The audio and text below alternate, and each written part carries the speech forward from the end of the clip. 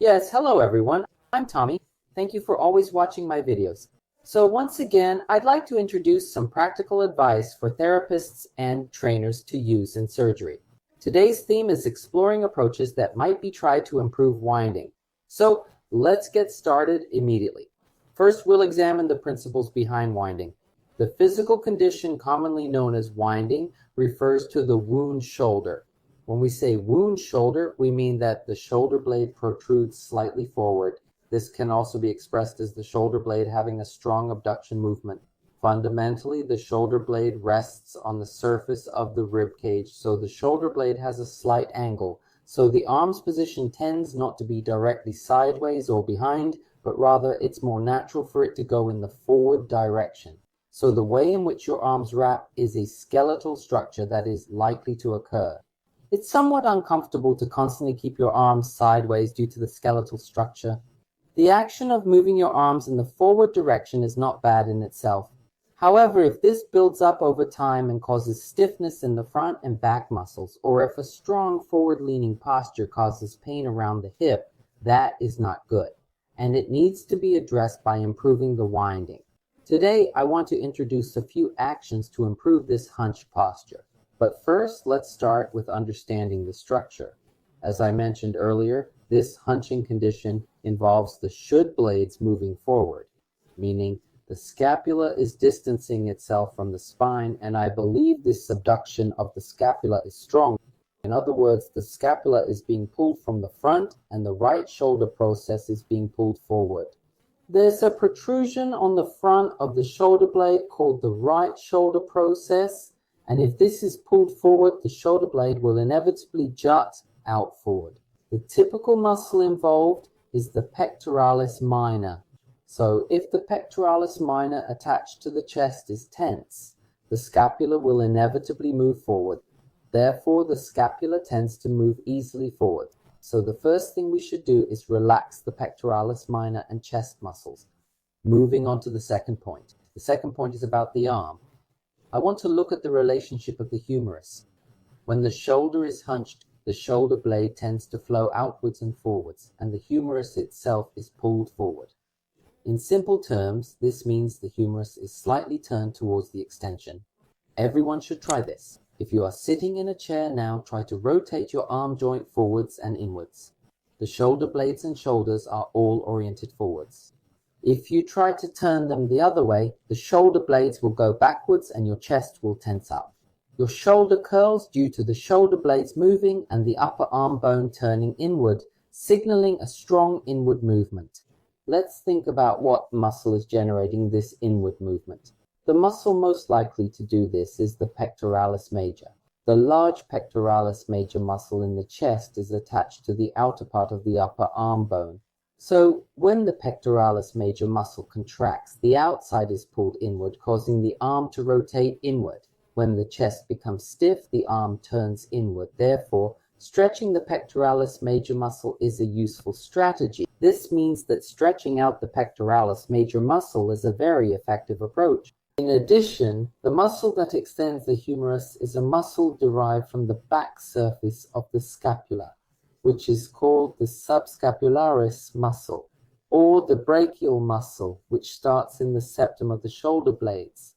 The brachialis muscle starts at the scapula, passes under the armpit, and attaches to the front of the humerus. Therefore, when the contraction movement of the muscles occurs, the humerus is pulled inward, basically going to relax the pectoralis minor and pectoralis major muscles as well as the armpit muscles is an important approach idea. However, the approach idea around here is kind of an image. I think that the fact that the arm is in front of you means that the muscles on the front side are stiff and you need to stretch the front side to improve it. And more importantly, that's the third point. The third point is the relationship between the elbow and the elbow. Basically, I think that the state of the wound is that the elbow is always flexed. If you have a curly shoulder, your elbow is always bent. It is quite a difficult position to make a winding with the elbow extended. Basically, if the elbow is flexed and the elbow is not open, The shoulder will turn inward when the palm is turned downward. That's exactly the attitude of desk work, isn't it? Therefore, in order to correct the position of the winding, it is necessary to rearrange the position of the elbows, not just the chest and shoulders. The muscles associated with the elbow also need to be approached. The most important muscle here is the biceps. In many cases, stiff biceps causes elbow flexion and shoulder extension to cause the shoulder itself to curl up. If you can stretch your biceps properly, I think it's pretty refreshing. So in today's video, I would like to end with an introduction to stretching the biceps muscles. The biceps muscle is the muscle that runs over the humerus. There are two starting points named biceps. The first is the protrusion on the front side of the scapula, the right shoulder process, because it is attached to the right shoulder process. When the biceps muscle contracts, it pulls the right shoulder process forward. The other is in this upper part of the shoulder blade, which is called the upper tubercle. The muscles that start at these 2 points run over the humerus and jump over the elbow joint. It is attached to the outside of the skull on the side of the skull. The basic task is to bend the elbow. It's the flexion of the elbow. The other role is to turn the elbow outward. Please give this a try to Mr. Ms. With your elbows bent at about 90 degrees, you turn your palms toward your face. It's a movement that raises the palm from the bottom to the top. It is a movement that goes to turn the elbow joint outward. At this time, your biceps will feel a little swelling. When you rotate your elbow outward, like when you move overseas, your biceps contracts effectively. The job of the biceps is to flex the elbow and move it overseas. So, during a stretch, we perform the opposite motion. This includes the inward movement of the elbow and the progressive movement of the elbow. You need to be in a position where you stretch with the elbow turning inward. Let's actually perform this movement.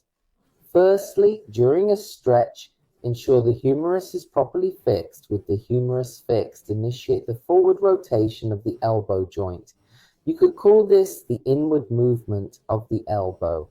With the humerus fixed, rotate your elbow inwards. In this position, you lower and extend the elbow. Indeed, the biceps in action releases significant contraction force. This can be done in a supine position like the one you are in now, or you can approach it in a sideways position with your body slightly upright. Anyway, what you need to do is fix your humerus and keep your elbows in a forward underwater position. It is a movement called pulling backwards so that the elbow is extended. And at this time, if the fixation of the humerus is weak, the arm will be. If this happens because there is a large flow backward, it is expected that the chest muscles will be stretched instead of the upper arms. So I think it's a good idea to fix the humerus properly, put the elbow in the water, and pull it backwards. If you don't feel stretched, even if you do this movement or if your arms flow far backwards quite a bit, you can think of it as the shoulder joint going inward to the extension together, and in that case, the humerus is the first thing to do. It's good to turn it in the outside line direction and turn it in the outside direction to fix it. After creating that position, it's quite a lot to move the elbow into the C and pull it backwards. I think that the biceps muscle is a big stretch because when you stretch your biceps, whether you're lying down, lying on your side, or lying on your back, it's all on the same structural principle. Please keep these points in mind, yes, but today I'm going to introduce you to an approach to improving the winding method. The technique known as winding up causes the scapula to flow in the abduction direction. It is necessary to approach the muscle that is pulling the scapula forward. First of all, there is the pectoralis minor muscle of the chest. The pectoralis minor muscle is attached to the right shoulder process. It pulls the scapula directly forward. So, an approach to the pectoralis minor muscle is necessary. Once you finish with the pectoralis minor, it's good to approach the pectoralis major muscle next. The pectoralis major muscle attaches on the outside of the upper arm bone. If it becomes stiff, it will pull the humerus towards the front and internally. To prevent this, performing a thorough chest stretch is essential. This includes the bicep as well. There is a need for acquiring a range of motion. In a wound-up state, the elbow is flexed. When the elbow is strongly flexed, the shoulder is easily pulled forward. Therefore, it's important to straighten the elbow and ensure a range of motion first. It would be beneficial to understand the principle of this movement and develop an effective approach.